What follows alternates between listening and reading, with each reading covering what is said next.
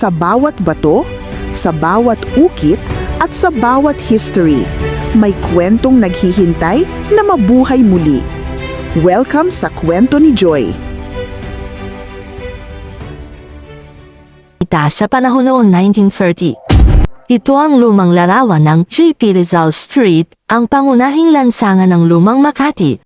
Ito ang tinawag na Deluxe Fashion School noong araw sa Maynila. Napakaraming kababaihan ang pumapasok dito noong 1926. Ito ang Quad Theater, may 4 na sinehan, at isang amusement center na may arcade at mga video game. Ito ang nauna sa bansa.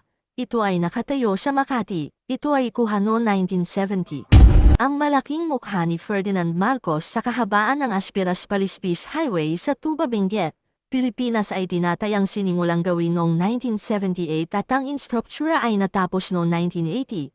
Ngunit sa kasamaang palad, dahil na rin sa matagal na panahon, ito na ang nangyari sa bus ng dating Pangulong Ferdinand Marcos.